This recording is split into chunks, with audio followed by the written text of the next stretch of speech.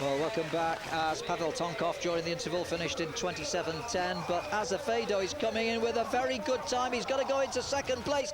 25.53 is an excellent time for Jose Azevedo, the Once rider. Who would have thought that one? That really is out of the top drawer. He's gone into second place, only the second rider inside 26 minutes, although he's still some way behind Juan Miguel Mercado, who is the man of the moment in Spanish cycling, isn't he? As we go back to Michael Boget, who's really putting in a big effort. I don't think he'll do too badly here today. I'm not going to say he's going to win it, but Boget, he's not the purest of time trialists, but he can turn out a fair time trial when needs be, and this sort of hilly course will perhaps suit him. He doesn't mind the drags like this one is.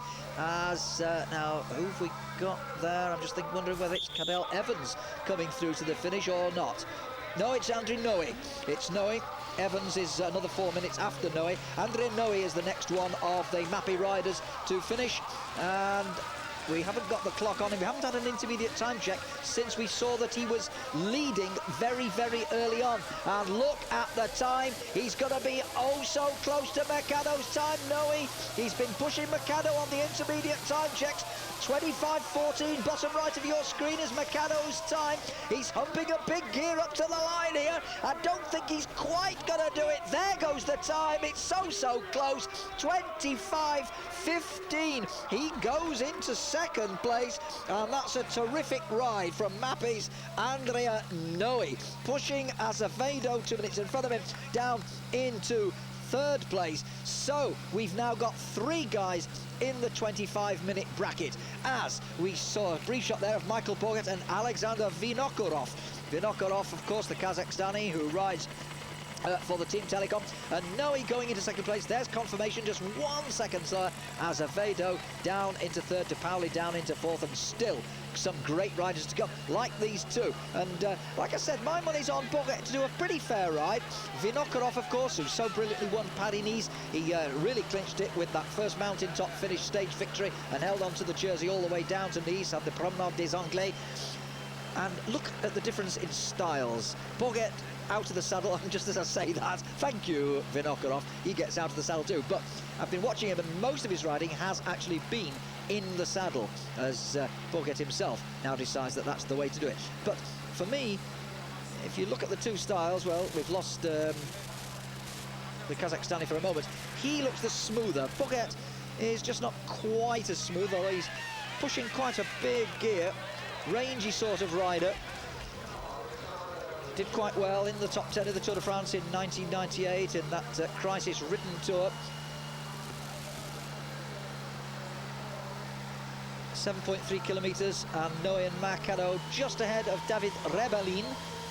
Well, Rebellin's got some way to go before he finishes. Noe's over the line, so is Mercado. So there's nobody behind Noe and Mercado faster than them yet at that 7.3k mark. But remember, we've still got half a dozen riders to start. In fact, we should have Samuel Sanchez of the Euskaltel rider of the Euskaltel team on the line now. He's followed in this order: Mario Arts, David Echevarria, Franco Perizotti, Bingen Fernandez and Aito Osa. Now you might say, why is Bingen Fernandez right up there next to the last in the reverse starting order when he's now down in umpty third place? The reason is that because of the way things were today, they made out this start list before the beginning of this morning's stage. So it isn't strictly in the current general classification reverse order, but Sanchez, as I said, is the man next on the line, Samuel Sanchez. Fernandez, in fact, should have been off a little earlier, but they put this list out before the stage, this morning's stage started, anticipating not too many changes, and so they've stuck with it. And Bingen Fernandez is the man off next to the last, even though he has now slipped down the general classification. He's actually lying 17th now at 5 minutes 35. This morning he was within 29 seconds of Aito Osa, but he tragically lost 5 minutes on this morning's stage, and that's far too much as we watch Alexander Scheffer going off for Alessio. Scheffer, who came into this race very late on. Mauro Zanetti, the Italian, was due to ride and cried off at the last minute, and Scheffer, who's another Kazakhstani actually, he was brought in as a replacement at the very last minute. Schäfer crossing the line in 26:44. Well, that's not too bad a ride, but next man in is the one I want to have a look at to see what he does, and that's Cadel Evans. The next rider to finish will be, or should be, Cadel Evans, assuming that is he hasn't been caught off 2 minutes by Marco Serrano. Serrano, of course, no slouch. Remember that he finished on the podium in 3rd place overall just last year. Now, this is Cadel Evans. Now, I reckon he's up on Schäfer, who's done 26:44. Remember, he started 2 minutes behind Schäfer. It's not that long since Schäfer finished. Wait for the clock to come up, because I reckon Evans may well be on a very good ride here. Yes, he is! Cadel Evans is doing a blinder. He may well finish inside 26 minutes. We've only had 3 riders do that so far, and the Aussie, fresh from his transformation from mountain bike rider to roadman, is surely going to get inside the 26-minute barrier. This guy's proving a revelation. Cadel Evans, who rode so well in the Tour Down Under at the beginning of the year, 25:49 into 3rd place. They're really going to have to watch this guy as this season unfolds. He's beginning to make quite a name for himself. 2 King of the Mountains jerseys in the Tour Down Under and the Bartalian Copy Memorial just a couple of weeks or so ago, and here he is producing a sub-26-minute ride. He really is enjoying himself in his newfound sport of road racing. What about that? Evans into 3rd place ahead of Azevedo and De Pauli, and not too far adrift of our 2 leaders, Mercado and Noe. Great ride by the Australian, who rides for the Mappy team. Well, the public there, I'm sure, delighted that the weather has improved a little bit from this morning, when it was just like the previous 2 days. No snow, which is what we had on the upper slopes yesterday morning, but we did have some pretty miserable rain. And no umbrellas in sight this afternoon. That's good.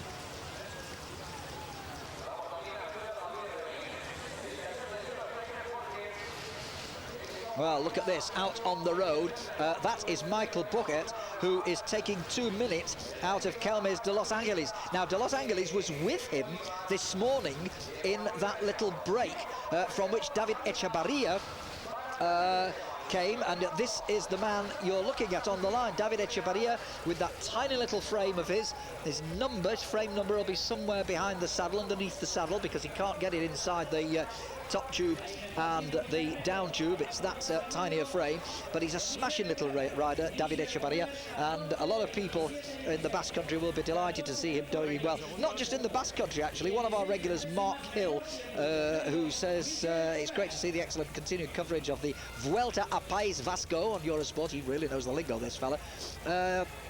He says that he's hoping for an Euskaltel stage win. Nonetheless, it's worth noting that both the Osa brothers, Bingen Fernandez, Charot and Balocchi, amongst others, are all either Euskaltel or ex-Euskaltel. Quite a feeder team, Mark makes the point. I agree with you, Mark. They really have proved a feeder team, but I reckon they're getting so good now they have to stop feeding other teams and hang on to them. Wouldn't you agree? Anyway, Mark, nice for your observations. Hope you're continuing to enjoy the coverage here live on British Eurosport and Eurosport International. David Echevarria off, so that means that just Pelizotti, Fernandez and the race leader himself, Aitor Oza, to go from the start shed, and then everybody's off. No more starters. Michael Boget, I told you he would do a good ride. 12 seconds up on Noe, 17 seconds up on Mercado at the 7.3k point. So he is climbing exceptionally well. 7.3 is almost the top of the climb. The first peak, there's a kind of a twin peak, if I can use that phrase, on the top of the Alto de Ascarati, which they went over twice this morning. There's one little peak at 375 metres above sea level after 7.8k. And then they go under that tunnel I told you about to the other side of the ridge and still climb a little bit more again up to 410 metres above sea level, and that's 9.4 kilometres of the total stage of 15.2. Then it's all back downhill again, and he is going so well that I think he might even take the lead. We'll have to wait and see as we go back to the Once rider Serrano, who was 3rd here overall last year. Now, Marcos Serrano is the next rider behind Cadel Evans, but it's been some time since Evans came in, and Serrano doing what I consider to be a fairly disappointing ride here this afternoon. Well outside 27 minutes, already down into 29th place. Serrano down into the 30th spot now, possibly even more by the time he finishes. and some of the riders behind him will be faster too, so he may well finish outside the top 40. And when you consider that there are only 77 riders left in the game out of 152, that is not a very good ride by Serrano. A bit disappointing for him after his third spot in this race just 12 months ago. Back to the start gate. 3 to go, 2 after this. This is Franco Pellizotti. Now, Pellizotti, of course, had a good stage win just a couple of days ago. Well, yesterday afternoon, in fact, it was. Pellizotti beating Sorensen for his second only win in his professional career. He got a stage in Tirreno Adriatico, stage 6, which was his debut victory as a professional, and yesterday was his second stage victory. Pellizotti going off next but 2 to the end, currently lying fairly well down on general classification, so they haven't stuck to the GC very much, have they, in the closing stages. Pellizotti is at the moment 13th, exactly 5 minutes down on Aitor Osa, so he's going to be no danger to the Basque man. Osa, less than 2 minutes to his start, and let's hope for him only around about 25 minutes, no more, of racing, and then we'll know whether he has added this victory to the victory that he got in the stage of the Grand Prix of Portugal a couple of years ago, and of course that stage win in stage 3, which set him up for this possible overall victory. It would be only his third professional win, but he's been there or thereabouts many times. Now, David Rebellin coming in with a pretty fair time. David Rebellin for Gerald Steiner. He's going to beat 26 minutes. He's going to be yet another one in the 25-minute bracket. Rebellin, twice a stage winner here 12 months ago, but not on the podium when it came to the overall. 25.34 into third place. Not a bad performance indeed. That is pretty impressive for David Rebellin. Still Mercado with 25.14 and Noe on 25.15, but Michael Boget out on the road, remember, still leading them at the intermediate check after almost all of the climbing. Now, here's Bingen Fernandez, who we didn't know very much about until a day or two ago. Sadly, he's slipped down from that second place overall down to 17th, but they've still got him next to last off in this time trial. Bingen Fernandez, well, he only turned pro at the age of 26, and he's 29 now, born in December 1972. Started out with Euskaltel. That's another one for Mark Hill to remember. I think he did actually mention him, Mark, in his email. Yes, he did, Bingen Fernandez. So Mark's right on the ball there in mentioning this guy as well. He started off back in 1999 with a 4th place in the opening stage of this race. He came 4th overall in the Pays Basque 2 years ago, and also 3rd overall in the Tour of Aragon. He was 5th overall in Aragon again last year, 5th overall in Asturias last year, and finally, of course, got up to 2nd place on stage 3 of this year's event. So he's had some very close calls, Bingen Fernandez, but sadly it's not going to be one for him today, I'm afraid. As we come to the race leader in the yellow jersey, it's almost a lime greeny sort of yellow, isn't it, this race leader's jersey? But this is the man, Aitor Osa, 28 years of age. Turned pro for the start of the 1999 season. He's been with iBanesto.com, or well, it was just called Banesto then, of course. And one of the 2 Osa brothers. This is the man who leads in this race. 2 victories to his name so far. Just that stage in the Tour of Portugal 2 years ago, and that stage win here a couple of days ago. As we go back now to David Echevarria. Now, he's bound to do a pretty fair time. Remember, in the last couple of years or so, he's had a 3rd place and a 4th place in this final time trial of this very race. So you can count on Echevarria to do a fair ride, but surely he's not going to. He can't possibly pull 3 minutes and 31 seconds out of this man. Aitor Osa then, on his way, the last man to start. And so every rider now has left the starting gate as we're back out on the road. David Echevarria well into his rhythm now. 6 minutes gone, plenty to go. Stay with us. Welcome back to the Tour of the Basque Country as we see Michael Boget really giving it everything, and I'm sure this is going to be a good ride. He's been up on all the time checks although I've got some news to tell you in a moment of Bayari, who is the little-known rider from the Jastel team, but more of him in a moment. Look at the time. I told you somebody might get inside the 25-minute barrier. Well, Boget's not quite going to do it, but surely he's going to take the lead here. 25.14 to beat. Can he do it? He's going to be very close. Mercado's time at the bottom of his screen. 25.14. He might just get there. Will he get there? Yes, he has. 25.13 for Boget. He's held on to the lead, take the lead by just 1 second. That is a superb ride.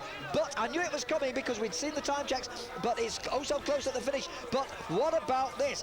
Bayari, the little-known rider who we saw in the break this morning, Gonzalo Bayari for the Jastel team, who finished right up there in this morning's stage. He's on a flyer. He finished in the same time as David Echevarria, just out of Michael Boget at the end of this morning's stage. And Bayari is 10 seconds up on Boget at that 7 point whatever it was time check. So we could have a bit of a sensation here with a rider who has never won a race before. This is his 3rd year as a professional, and we've never seen him featured very, very much so far. One of the Jastel riders, second division team, of course, from Spain. They don't often get a ride in the big races, apart from, of course, in Spain, where there's a bit more leeway for them. He is 10 seconds up on Boget at that all-important time check, near to the top of the climb. Now, as you see, we're watching the Cofidis rider, Bingen Fernandez, who's dropped down the classification now, and Pellizotti, who you recall was in very, very good form yesterday. Despite the inclement conditions, he got his 2nd ever stage win, just beating Nicky Sorensen in that uphill sprint. Pellizotti on the right-hand side of your picture, both as you can see for yourselves on the climb. And behind them, we've just got Aitor Osa. One more rider on the road behind them, the overall race leader for Banesto, Aitor Osa, on his way, barring accidents, it should be really, to his 3rd ever professional victory. This looks like Vinokurov, Alexander Vinokurov, coming in for Team Telecom. And Vinokurov's time is a good one. It's a very good one from the recent winner of Paris-Nice. He loves these uphill finishes. He grits his teeth. He's a smashing little rider, Vinokurov. And look at the time. He's not far short of the leaders. He's going to be right up there with a very good time. 25 minutes and 20 seconds for the Kazakhstani.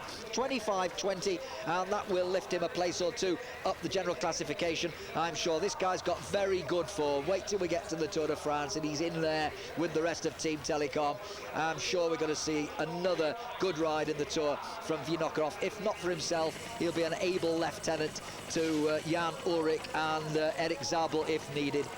Well, not too many riders left out on the course now. It looks like we've gone back for the moment to Bingen Fernandez, blowing a little bit on the climb. He had a hard time of it this morning, and the masseur will have had to work long and hard on the legs to get all that lactic acid out. He suffered badly in the closing stages this morning, and I hope the masseur's done a good job on reviving those legs, because if you start a stage with any of that awful lactic acid in your leg muscles, they hurt. They really, really hurt.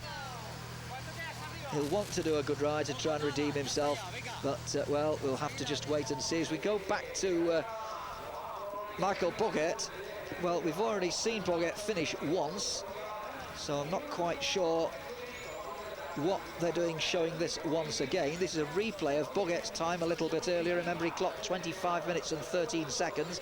The clock stopped there to show you, and here's the slow-mo of him just coming up the final few hundred metres to the finish. The former Dutch champion doing a terrific ride and going not quite into the lead. I beg your pardon, going into the lead, but by that 1 second, my apologies. Boget, the current leader, but remember, Bayari could well have a bit of a surprise in store for him if he can hang on to it. The Jastel rider, who we may or may not get a glimpse of. I don't know whether the motorbike riders will actually concentrate on them or not. This looks like David Echevarria still on the climb, and I'm sure he'll do a good time. He usually does. 13 minutes and 24 seconds gone, so he's already halfway in terms of time. He's not quite at the top of the climb. Obviously, it takes about 15 minutes up and only about 10 minutes down. Now we go back to the leader. Now, all he knows is he's just got to keep his head here. Bayari, there you are. There's confirmation 7.3k, which is almost at the top of the climb, and Bayari is up on Buget, Noe, Arts, Vinokurov, Nakado, all the guys who are already in at the finish. He's up on them, and Bayari is the man who has just 1, 2, 3, 4, 5, 6, 7 more men after him. Can he surprise them all? As we see Escartin, the wily Spaniard, another of my favourite riders, Fernando Escartin for Team Ghost. Now here's a rider who knows how to climb hills. That peak nose of his, that sort of like an eagle's nose, he always rides well. Super rider. Now, of course, with Alex Zuller in the Team Coast squad, Escartin, well, he's not going to be right there with the leaders. He's going to finish well inside 27 minutes, though, as you would expect from a rider of his calibre. What's it going to be on the line? Well, he stops the clock at 26.32, 12th place for the moment. That'll probably go down a little bit as we go back to the race leader. And I feel certain that the Basque Country is going to have a new hero tonight. This man, Aitor Oza of the Banesto team. Looking good, is he not?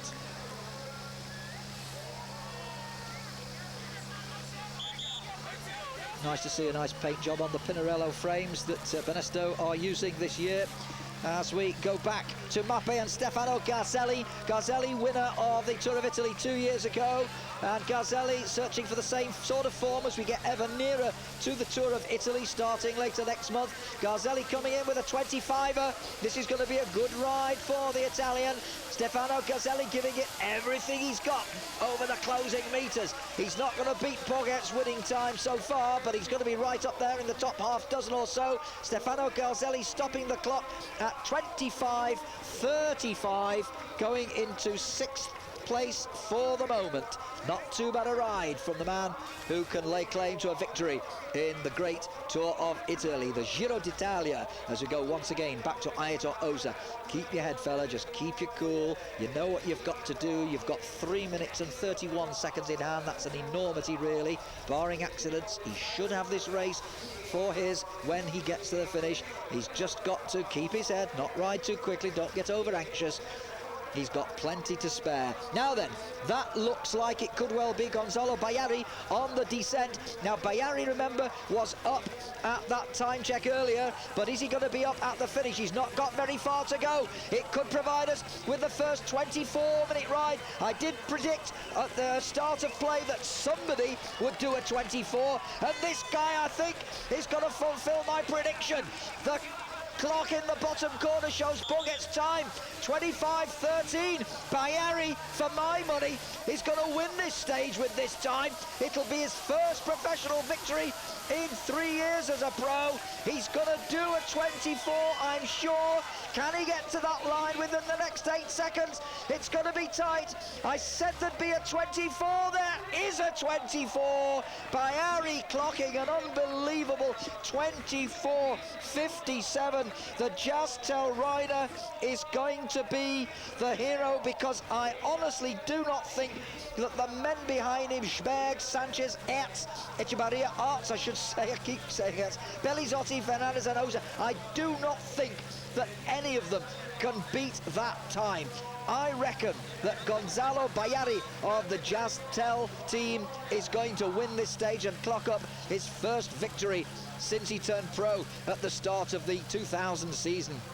Well, well, well. And all that after a great effort this morning when he came second, narrowly beaten by David Echevarria in the 5-man leading group that got to the stage finish a little earlier on today.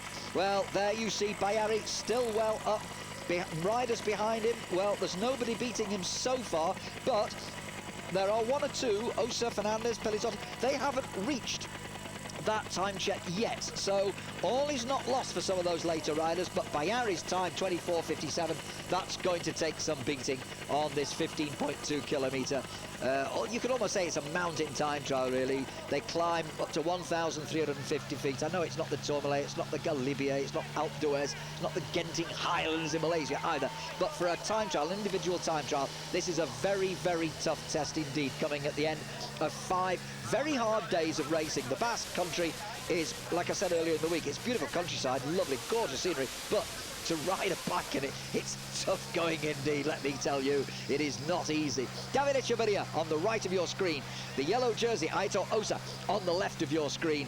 Osa, for my money, the winner. David Echeverria, another of the Basque heroes come the end of the day. And I'm fairly certain that they will stay 1-2 in the order. Well, no, actually, Echeverria might not now, because Bayari's time might be enough to lift him into second place. Bayari, because of the fact that he was in the break this morning, Bayari climbed up into third place overall, 3 minutes and 45 seconds behind Aitor Osa. Echeverria starts this afternoon at 3 minutes 31 behind, so there's a difference between Echeverria and Bayari of just 14 seconds. And since we've just seen Bayari do such a fantastic time, he's really thrown down the gauntlet to David Echeverria, and I just wonder whether Echeverria can do enough to hang on to second place. I would think that Bayari might well climb up into second place on the overall calculation. We'll have to do a little bit of mental arithmetic at the end of the stage to see who's on the podium, in case we have to finish our programme before we get the final result confirmed. Meanwhile, Bitschberg coming into the finish, 25.54. Sperg's done 25.54. Well, that's a pretty fair ride indeed. In fact, you'd have said it was a very good ride if you hadn't seen Bayari come in with his 24.57 just a couple of minutes before. So Bitschberg, who won the first stage, held on to the jersey for a couple of days, had second place on stage 2 as well. He's done a pretty fair time trial as we watch David Echeverria, who's gone over the top of the climb now, right onto the big ring, the little sprocket. He'll have an 11-speed sprocket, 11-tooth sprocket. Most of them ride with 11 teeth on the small sprocket, which is the top gear. And these guys who are good at descending, they can really get that whacking and turning it round at a great rate of knots. Fortunately, the weather conditions, if you've seen, are much improved this afternoon. As we see now, the tunnel that I mentioned earlier, remember the riders went through this tunnel at the top of the climb early this morning on the road stage, and you're just watching the yellow jersey disappear into it. He'll come out the other side. He's still got just a little bit more climbing to do before the actual highest point of the whole time trial, and then it's into the big gear and down the hill back to the finish, as indeed you are now seeing David Echeverria do. Bayari then, still in the lead. Echeverria 14 seconds down on him. Now then, there's the clue to who's going to get second and third. If Echeverria has already lost 14 seconds, he started the day 14 seconds up on Bayari. So Bayari now, at that particular point, is absolutely dead level with him. And there's a very good chance that Gonzalo Bayari, the Jazztel rider, will finish up in second place overall, ahead of David Echeverria. Michael Boget was level with Bayari. He'll drop down a little bit. Bayari will finish second. I think there'll be a very, very close call between Echeverria and Boget for third place.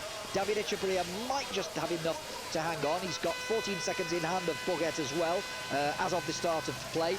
And another 10 seconds, a further 10 seconds on Cadel Evans, who, remember, finished with a very good time of 25 minutes and 49 seconds. I hope you're all good at mental arithmetic back there at home watching this on the telly, because that's what it's all about when you come to the time trial. Here is Samuel Sanchez of the Euskaltel team, finishing with a very short 26.11 for 12th place. Well, we've had quite a few 25s now, so 26.11 becomes, well, not exactly a bad ride, but he might well lose a place or two on general. Still 5 more riders to finish. The 5 riders to finish: Mario Arts, David Echeverria, Franco Pellizotti, Bingen Fernandez and Aitor Osa. Fernandez is out of it on GC. Mario Arts is also too far behind, 4 minutes 25. He can't really come into the equation. Pellizotti, well, no, he's gone because he lost time earlier on. He's 5 minutes behind. It's all about Osa, Echeverria and Bayari now, with Michael Boget hanging on as well. Mario Arts coming in with a very short 25. This is an excellent time for Mario Arts. He was in good climbing form up the Genting Highlands in Malaysia back in February, and he clearly enjoyed his trip to Malaysia. Mario Arts coming in with a very good time indeed. 25, what's it going to be? He's in 5th place at the moment with 25.18, 5th fastest on the day, and that is going to help him to maybe climb above Samuel Sanchez, because Sanchez has finished almost a minute slower, so Arts will have climbed above Sanchez in the overall classification, probably into the top 6. He'll have gained a little bit on Cadel Evans, but perhaps not quite enough to overtake him. It's going to be, oh, he might have done, he might just have done, he might just have climbed up into 5th place above Cadel Evans, actually. Meanwhile, we're back with David Echevarria, who's very close to the finish now. He needs a good time to hang on to his 2nd place in the general classification, although I suspect that Gonzalo Bayari might have done enough to nick it from him. Remember that he started out with 14 seconds in hand on Bayari. Now, Bayari did 24.57, add 14 to that, you get 25.13. So Echevarria has got to beat 25.13. I think he's going to do it. I think Echevarria might even have won the stage. He's not got far to go. He must have done a blinding descent off the top of the mountain. Echevarria might even beat Bayari for the stage. 24.57 to go. I think he's got to do it. David Echevarria, the locals will go bananas if this guy wins the stage. Echevarria, who won this morning in fine style, is going to do it again. 24.54. The locals cannot believe it, and I can't believe it either. He was 14 seconds adrift of Bayari at one stage, and it looked like his 2nd place overall was in danger. What an amazing man this little fella is. David Echevarria of the Euskaltel team has clocked 24.54 to take the lead of Gonzalo Bayari by 3 seconds. That will be more than enough to help him hang on to his 2nd place overall. And it's now down to Aitor Osa for the overall. He may not win the stage, but surely he's not going to lose 3 minutes and 31 seconds, even on that dynamic ride by David Echevarria. Bayari going down in 2nd place, there's confirmation. Boguet 19 seconds slower, Mercado at 20, Noe at 21, Arts at 24. David Echevarria then the new leader. We've got 2 guys inside 25 minutes, and it's all down now to this man. There are 2 more still on the road. Bingen Fernandez is a couple of minutes ahead of this fella, but well, Bingen Fernandez really took a terrible pounding this morning. Forget him, with all due respect to him. He's not in the equation. It's all about this man now. Now, all he's got to do, I always make it sound so easy. It's easy to sit here and say, he's got to finish within 3 minutes, 3.5 minutes of David Echevarria's time. Well, surely he is going to do that. He doesn't have to win the stage, and I'm sure that he will be getting time checks from his director sportif in the car. I'm sure he'll be told exactly how he's doing. The Benesto team is a very, very well organised team. The director sportif here on this race, Eusebio Unzue, is an experienced man. 4K to go.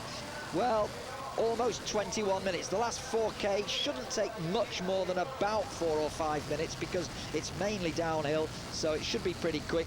And the speed he's going now, well, if he does a 25-minute ride, maybe even 26, it won't matter.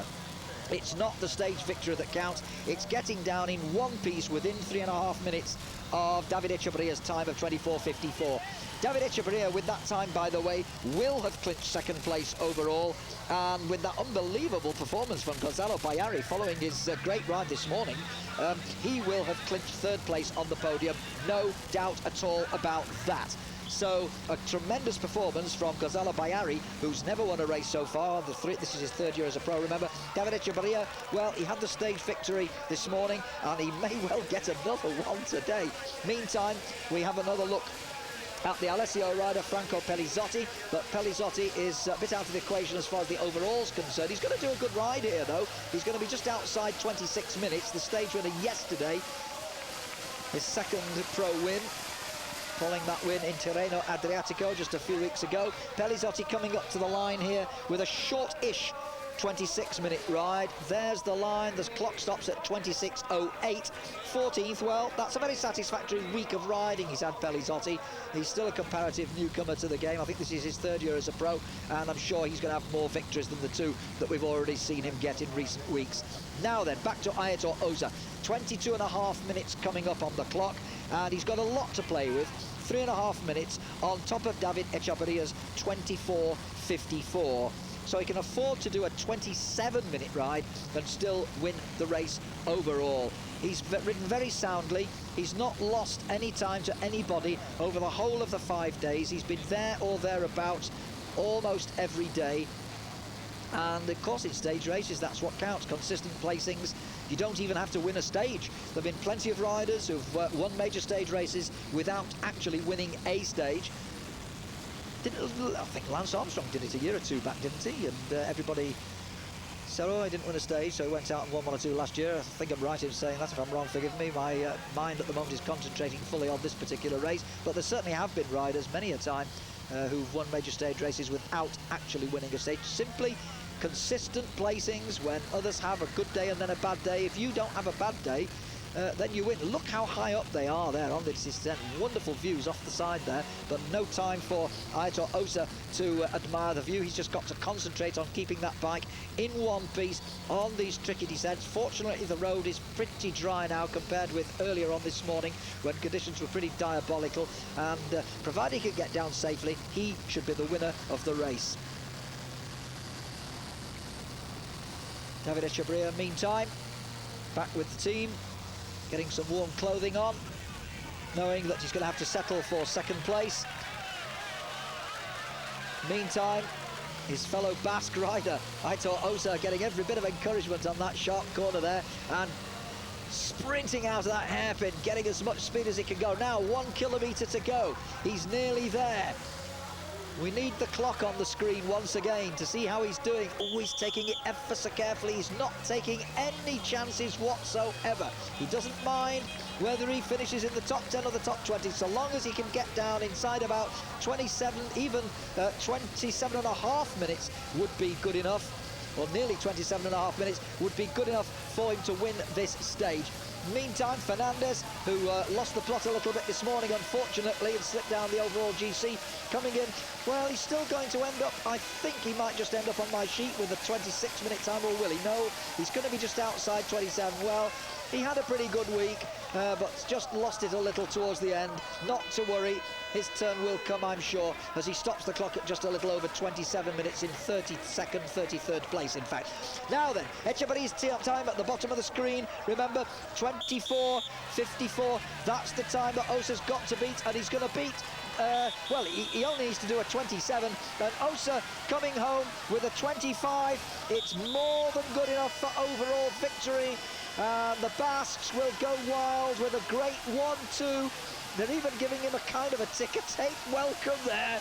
As all the papers go flying, the yellow jersey comes towards the line. Is that a grimace or a grin? Well, you paid your money, you take your choice. It doesn't matter. Aitor Osa, one of the Osa brothers who live very, very close to where this race is finishing here today, coming to the line to clock a finishing time of 25:49. He knows that that is more than good enough. 10th fastest on the day, but that doesn't matter. It's only the position overall which counts. And by my calculations, although he's lost almost a minute to Echevarria, he has won the race by the thick end of 2.5 minutes, and that's a wonderful, wonderful victory for Aitor Osa. And isn't it amazing how you've just put such an effort into the race, and the minute your brake blocks stop your bike, you find that you've got a mouthful of microphones, and all you want to do is go well, I would anyway, but somehow these guys managed to say a few pertinent words. Well, I did say yesterday that that was a great victory when he won stage 3, his second pro win, following that win in the stage of the Portuguese Tour a couple of years ago. Well, now he has added an even better performance by winning a major stage race, not only a Spanish race, but a Basque race. And for a Basque rider, well, you can't do a lot better than that. Meantime, David Echevarria is probably saying, even now, I would imagine something like, well, it's a Basque victory, it's a Basque 1-2, I've had a good race, good luck to Aitor Osa, my fellow Basque countryman. You can see he's got a smile all over his face, so I don't think he's too bothered. But I've got to give credit to the other Spanish rider, the Jazztel, Gonzalo Bayari, who surprised a lot of people with his second place this morning behind David Echavarria's stage win, and then coming in with that remarkable time to finish in third place overall, third place, not overall, but on this time trial stage. So the winner of the stage, let me just remind you, has been David Echavarria with 24.54. Let's have a look at Michael Puget's time. Was a very good time as well indeed. In fact, didn't Michael Puget take the lead? He did, I didn't even write it down, but Michael Puget did take the lead at one stage, didn't he? But Bayari beat that, so let me just go back and make a calculation on the stage for you, because I'm getting mixed up a little bit between stage placings and overall placings. Yeah, Echavarria with 24.54, Bayari with 24.57. Those are the only two rides, in fact, inside 25 minutes. Puget with 25.13 goes down into third place on the finishing order at the end of the day, just ahead of Juan Miguel Mercado with his 25.14. So, David Echavarria getting the stage win, and Aitor Osa getting the overall. Superb day for the local boys, and the weather at last this afternoon relenting enough for us to enjoy this stage. And there's still more cycling to come. Remember, on Eurosport, nothing tomorrow, take a breath, but we've got Paris-Roubaix on Sunday, have we not?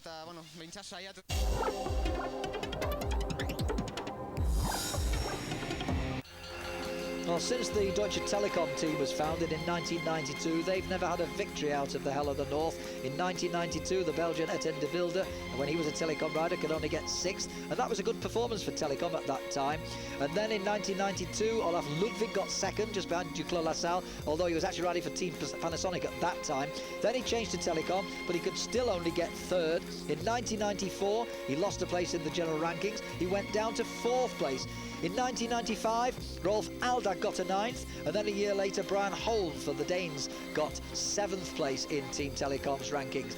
Then in 1997, they repeated a top 10 ranking with Aldag's 9th place, and then 2 next years were their worst rankings since they first began in Paris-Roubaix. Schafrat 23rd and Zabel a mere 29th, although Zabel got on the podium in the year 2000. Rudy Pevenage says, yeah, it's true, we've not been too lucky with our results. I remember Eric Zalber getting 3rd once, and Stefan Weserman last year, he was surely one of the great pretenders to the throne in this race. I also remember Olaf Ludwig in his last year as a professional. He really wanted to win Paris-Roubaix, but unfortunately, you might recall, he crashed in the final meters of the race. I really hope that we can win it this year. It's a real goal for me to produce a Paris-Roubaix winner with Team Telekom. Well, everybody remembers Stefan Weserman's pedal problems in last year's edition when it was all mud bespattered. He was perhaps one of the strongest in that break, although his shoes wouldn't fit into the pedals properly. He kept getting dropped and couldn't really sprint, and he still managed 7th place.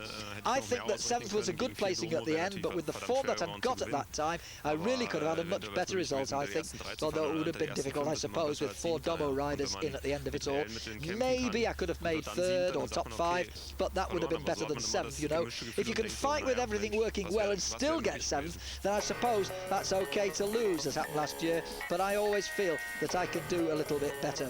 Now, Walter Godefroot, the Telekom team manager today, he won the race back in '69 after finishing 3rd the year before. After a great escape, he crossed the line alone in the velodrome of Roubaix, and in 1973 he came 2nd behind Eddy Merckx in his last participation. I always tell my riders that when you finish 5 times in the top 5 riders in Paris-Roubaix, maybe you win just once, then you're just a little bit lucky. I think he's being a bit modest.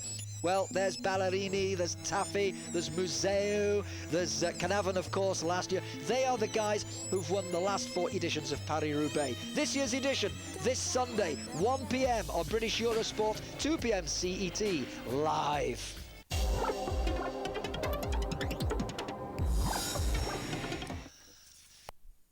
There you have confirmation of Osa finishing up, overall winner by 2 minutes and 36 seconds. David Echeverria just hanging on to his third place. The gap closed between him and Bayari. Very good ride by Barry.